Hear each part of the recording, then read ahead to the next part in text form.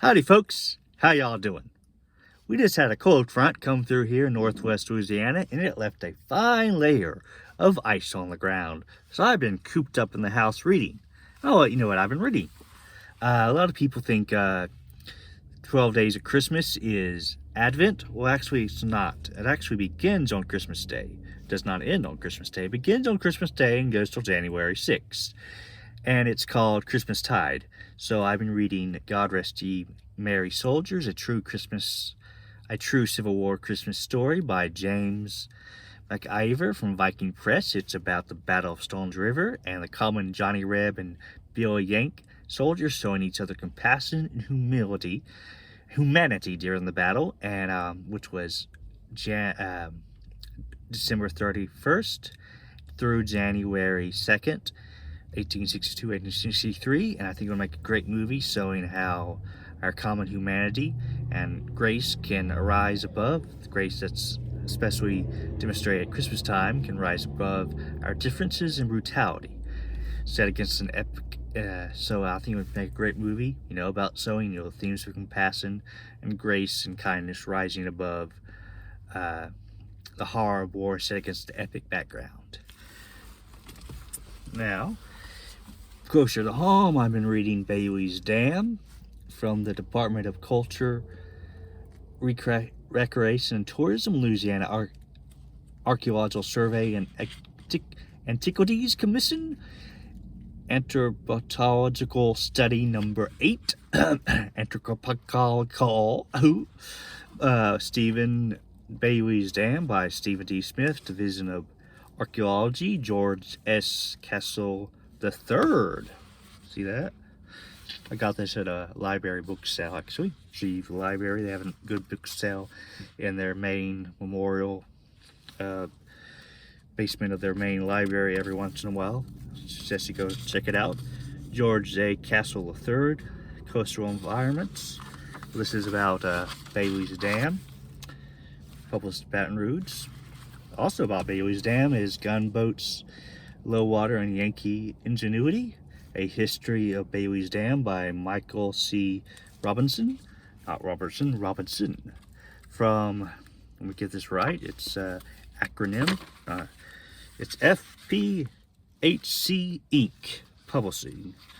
So this is about Baily's Dam, where not George Baily, but a Yankee named Baily, who was an engineer from Wisconsin, saved the Union Navy from being captured and destroyed by the Confederates at Alexandria during the Red River Campaign, when the water was low during the Red at the Rapids and Rapides Parish. It's a very interesting story because it involves, war, ingenuity, engineering, the Navy, guerrillas.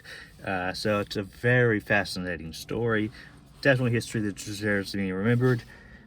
Forts Barlow and Randolph down in Pineville, go see them.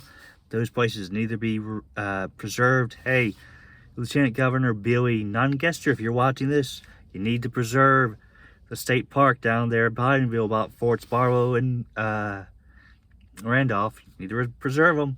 That's important history that deserves to be remembered, as a history guy likes to say. Now, overseas, I've been reading Stones in the Schools, Promoting Peace with Books, Not Bombs, in Afghanistan and Pakistan, by Greg Mortensen, and also from Viking Press. Now, I know he's kind of controversial. There's been some holes poked into some of his stories. John Krackour, I believe his name is, does not like him very much. In fact, he left a comment on my blog about 3 Cups of Teas, Greg's original book, claiming that I was embarrassing myself with my enthusiasm for Mr. Mortensen. From my investigation into it, what I've looked into about the allegations, the controversial 60 Minutes episode, I think there's been a lot of feathers were ruffled. Mr. Mortensen was not very, he wasn't malfeasant, but there was a little mismanagement in the how money and supplies were spent, and a lot of there was negligence, but it wasn't intended the way that the 60 Minutes episode did it. And there's if you have a now I can't remember the name. What's it? There's a documentary called 3,000 Cups of Tea. You can find it on the internet and watch it. It's available on not YouTube, not Rumble. There's the other.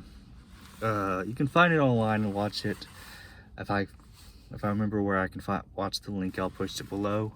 But speaking of my blog, I recently put a blog up about God Rest You Merry Gentlemen, or Merry Soldiers, on my blog. That should be moviewebseries.com, which also reminds me, I'm writing screenplays and books of fictions based around Baily's Dam down there in Alexandria, Louisiana, which, you know, I would love to write epic novels with complex characters and great, noble, inspiring themes, and these would be more action flicks, reminiscence of pulp fiction, and, you know, 1950s, 40s, you know, 90-minute morale boosters, those kind of action movies from like the 50s and 60s, you know, war movies where you had a conglomeration of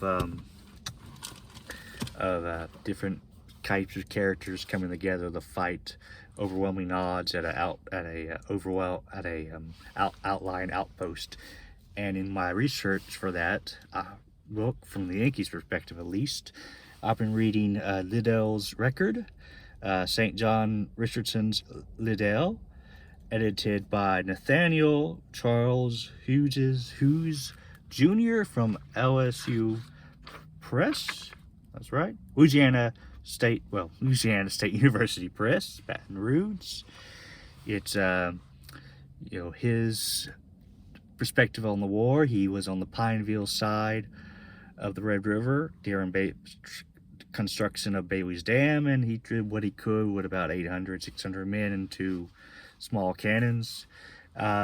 Interesting book, especially the Liddell Jones feud, also called the Black River War, which definitely should be a Western. And a shout out to Mr. Hughes for all of his work in putting together Liddell's memories, which were mainly written in shorthand. So definitely check this book out for one man's particular perspective on war between the states. And also he has a lot of, you hear about Patrick Cleburne, who I've also said deserves a movie. So, you know, here's the little video you go cook where I talk about that and why it should be a movie. Now, one guy, I don't know if he deserves a movie, but he would make an interesting subject for a movie, is John P. Gatewood, Confederate Bushwhacker, by Larry P. Stevens, from Pelican Publishing Company, Britna. It's a Louisiana-based publishing company. Now, this guy was a real piece of work. He was rough.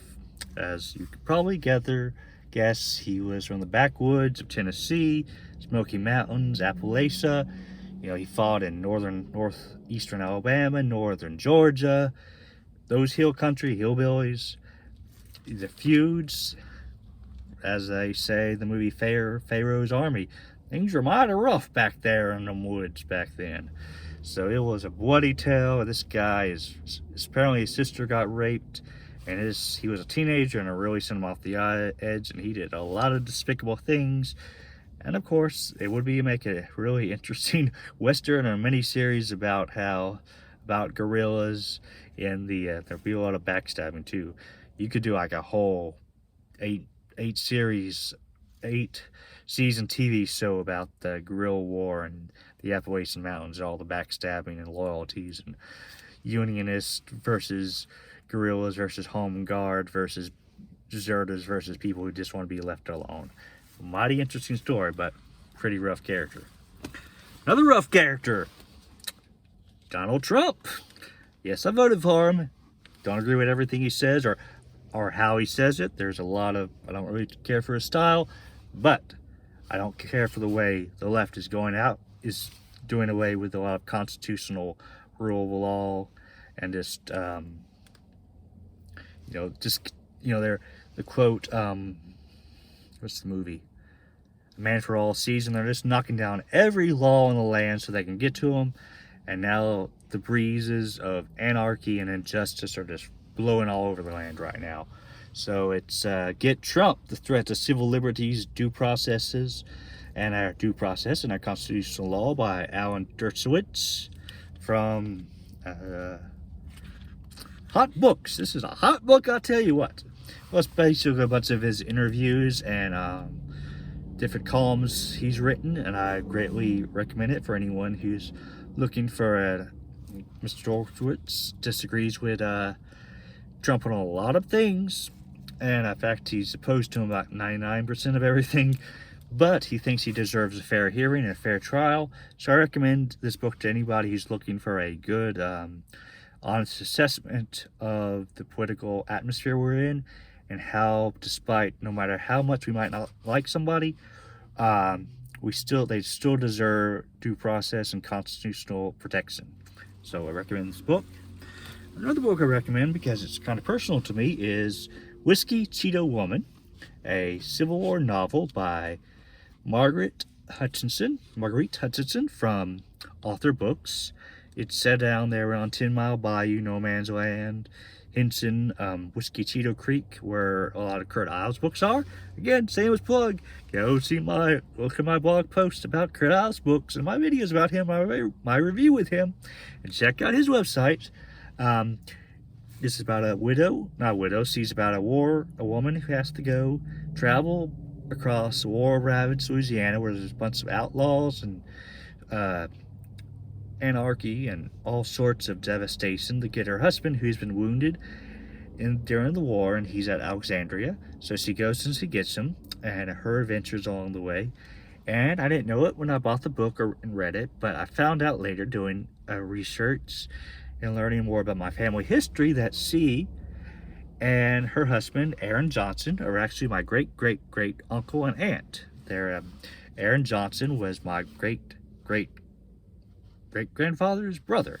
So a little family history, and I think it would make a great Western, a little bit of Western, and I'm currently working on a blog post about it, and I'll post it soon down in the comments once I get complete. So those are the books I've been reading. So thank you for tuning in to see what my books I've been reading and what I would recommend you check out, and I recommend that you hit like and subscribe and even share this video. Thank you, and God bless you in Louisiana and America.